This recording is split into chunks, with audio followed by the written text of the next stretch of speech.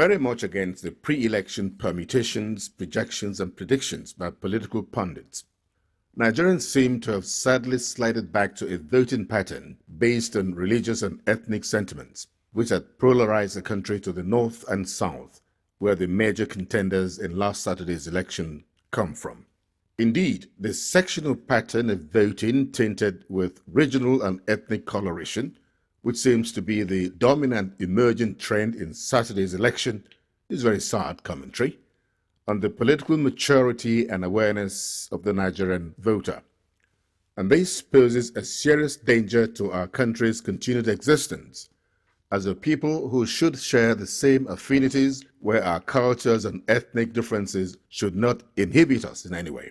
This was a vision espoused and vigorously pursued by the founding fathers of the Nigerian nation. An election that came close to the realization of such lofty dreams was the 1993 presidential election, where Chief MKO Abiola, who contested on the platform of the SDP, won even in Kano, the home state of his closest rival, Alhaji Bashir Tofa of the NRC. The ethno-religious sentiments whipped up as a result of the zoning system, which pitched some northern leaders against the PDP leadership, and President Jonathan, a minority from the Niger Delta region, accounted for the scenario that played out in the voting pattern, especially among the electorate in the north, who came out in full force to give the CPC presidential candidate General Buhari massive votes in states hitherto considered the stronghold of the PDP. It is pertinent to remind ourselves of what the Constitution says about the requirements to be met by the eventual winner of the elections into the nation's most exalted seat.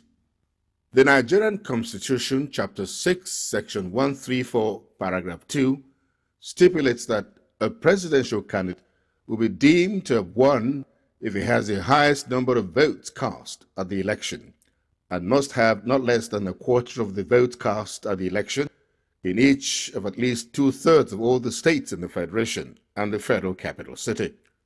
What this translates to in a country with 36 states and over 73.5 million registered voters is that the individual must have not less than a quarter of votes in 24 states. It should be remembered that in most presidential elections, it is the first criterion which is easily met and not the second one. The Constitution goes further to say that when either or both of the criteria are not met, there is a runoff election in which the individual with the majority of votes automatically qualifies to run against the first runner-up, while other contestants are eased out of the race. As was projected in the earlier part of this special report on the presidential election, when there was no clear picture of how things will eventually play out at the end, President GOODLUCK Jonathan has indeed made substantial electoral gains from the north-central states of Kogi, Kwara, Nasarawa, Benue, Plateau, Taraba, and other northern states like Kaduna, Adamawa, Sokoto, Kebbi, Gombe, Jigawa, where he scored more than 25% of the votes cast. According to the final results of the presidential election announced by Chairman of Independent National Electoral Commission, Professor Attahiru Jega, who is the Chief Returning Officer, President GOODLUCK Jonathan scored 25% or more of the votes cast in 31 states of the Federation and the FCT, and 16 out of the 17 southern states. The president had less than 25% of the votes in 4 states, all in the north: Bauchi, Borno, Kano, and Yobe. President Jonathan polled the highest votes of 1,817,782 votes from Rivers State. He scored 58.6% of the votes in the election. This surpasses the 51% constitutionally stipulated for victory in Nigeria's presidential election. The total number of votes garnered by the PDP presidential candidate is 22,495,187 votes. That GOODLUCK Jonathan of PDP, having satisfied the requirements of the law and scored the highest number of votes, is hereby declared the winner and is returned elected. Signature of returning officer signed by me, dated this 18th day of April 2011. The election, which had been adjudged as the most peaceful, transparent, and credible one, gives President Goodluck Jonathan a pan-Nigerian mandate with votes from all parts of the country. By this victory, President Goodluck Jonathan becomes Nigeria's fourth executive president. That the election has been hailed worldwide as the most peaceful, most transparent, and well-organized after the Option A4 voting system of 1993 is largely attributed to President Goodluck Jonathan's non-compromising stance on delivering a free, fair, and credible election. As the results showed in some states where the PDP least expected victory, the electorate gave a huge support to him for demonstrating integrity and strength of character in a critical moment like that in the nation's political evolution. Without any doubt at all, just as we posited before the election, one important factor that worked in the president's favor was the extensive and far-reaching electioneering campaigns he embarked upon around the country and the constant follow-up networking programs he devised to reach out to the various stakeholders to further confirm their affirmation of support for him. Above all, one singular factor that gave President Jonathan the ticket to Aso Rock is his very impressive performance, which everyone can feel in all facets of life. Now that a winner has emerged through the democratic choice of the people, one hopes that President Jonathan will extend his hand of fellowship to others, including all those who contested with him, in order to continue with his transformation agenda for Nigeria. I want to thank Nigerians for the great sacrifice and overwhelming national mandate you have just given to me to preside over the affairs of this nation for the next 4 years. We have, by this election, reaffirmed our unity as one nation under God, reiterated our faith in democracy, and underscored our determination to fully join the free world where only the will of the people is the foundation of governance. We will not let you down. One wishes to heartily congratulate all those who contested with President Goodluck Jonathan for the nation's highest political office, for putting up issue-based campaigns and a good and decent fight at the polls. Retired Major General Muhammadu Buhari of the CPC, who was the closest contender to the president, proved bookmakers wrong with a surprising performance that almost rattled the PDP at the beginning of the polls. Major General Muhammadu Buhari won a total of 25% votes or more in 16 states, all in the north and north-central zones of Nigeria. The states include Katsina, Kaduna, Kano, Zamfara, Borno, Yobe, Bauchi, Gombe, Niger, Jigawa, Sokoto, and Kebbi states. The CPC presidential candidate scored less than 25% votes in 24 states of the country. These include all the southern states and north-central states of Kogi, Kwara, Benue, and Plateau. General Muhammadu Buhari polled a total vote of 12,204,853, with the highest votes of 1,824,354 coming from Kano State.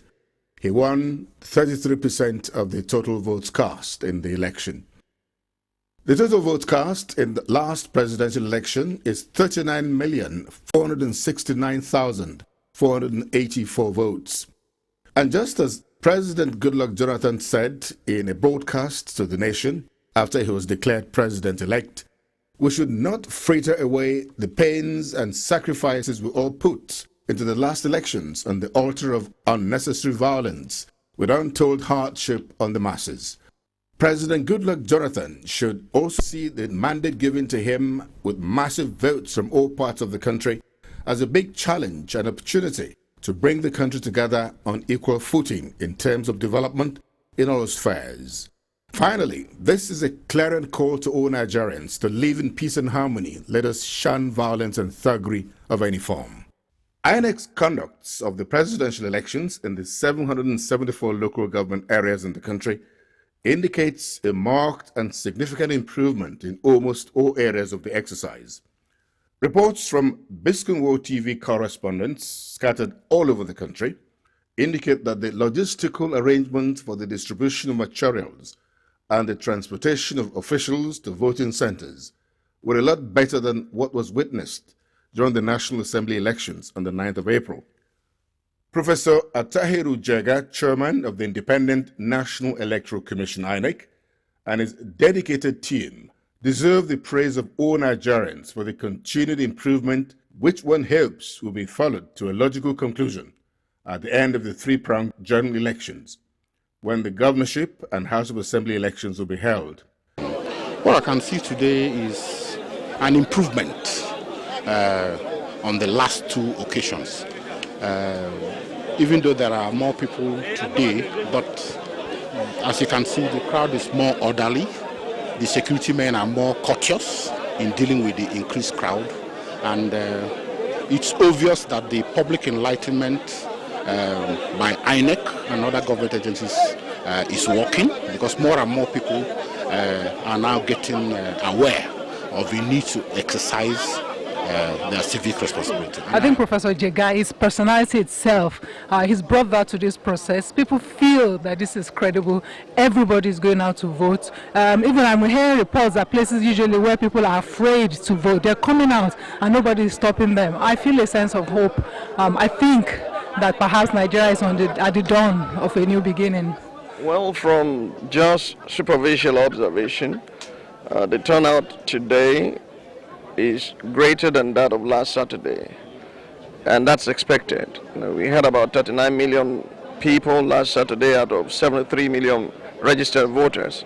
Today is the day, and we trust God for the outcome. Again, as we have said from the beginning of the elections, the security agencies should be commended too for providing a safe and conducive environment for the conduct of the elections. Nigerians who come out in their millions against all odds to exercise their constitutional franchise have also emerged the heroes and heroines of the exercise to choose leaders who would lead us into the next phase of our democratic journey. So I think that the process is going on very well, because even in those smaller, more crowded polling stations, the process was still going smoothly because people are cooperating. Really, I think that one lesson we can learn from here is that the people of Nigeria have demonstrated to themselves, are demonstrating to themselves and the rest of the world that they can have a credible, orderly, free and fair elections. And they can do it by being as attentive as they are, but also as orderly as they are. Well, this is the beginning of the establishment of a new order in this country. It's just the beginning of that political innovation that Nigerians have been looking for. This is the very beginning. This will take us into the new order. The most important thing is the determination of the people to exercise their rights to vote, and you can see, I mean, the crowd here is unbelievable. I've never seen anything. Oh, I know that it will be good luck all the way. Yes, good luck. It's we've gone to the grassroots.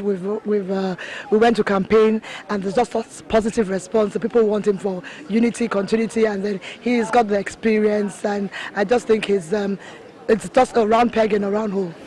Our expectation is very clear that Nigeria will now enter the rightful position it belongs in the Committee of Nations, and that will be reckoned as a credible country. If we are called giant of Africa and we cannot get it through elections, then we are falling behind. Our expectation is that after this, the international community will say, yes, Nigeria has come of age and that we can do it. And from here, our democracy will continue to grow from strength to strength. The NYC staff that constituted the bulk of those who operated at the polling stations also came out in flying colors in their unalloyed service to their fatherland. However, all those who contributed in any way to the dark spots noticed in all the elections, like ballot snatching, multiple and underage voting, and other electoral malpractices, will not be judged kindly by posterity. One hopes that INEC will begin prosecution proceedings against all those caught in these nefarious acts, which all forward-looking democracies the world over must do away with completely. The vibrant, intelligent, and robust Nigerian media, print and electronic, which had been in the forefront of minute-by-minute sensitization of the whole world about the all-important elections, indeed acquitted themselves creditably and set new benchmarks and standards in the coverage of the elections, comparables of the very best standards in advanced climes of the world. Biscuit World TV, the 24-hour satellite television channel of the Bisi Olatile Show, propelled by its indefatigable chairman and broadcaster par excellence, supported by a crack team of young and enterprising professionals, also performed well in keeping the southwest and other parts of the country up to the minute with situation reports about the elections. From the very impressive responses we got from callers from different parts of the country on Biscuit World Election Watch live phone-in program on the election, it is safe to say that Biscuit World TV is winning the hearts of more and more Nigerians across the world. We're enjoying all key players in the election process, INEC, security agencies, the NYSC members, and most importantly, the politicians themselves, to make sure that the April 26 gubernatorial and state houses of assembly election is even far better than all the previous elections. The Independent National Electoral Commission, INEC, should realize that the state elections have more candidates and therefore very high stakes. Against the backdrop, therefore, INEC should improve on its preparations so that we should have an election which Nigerians and friends of Nigeria will be very proud of.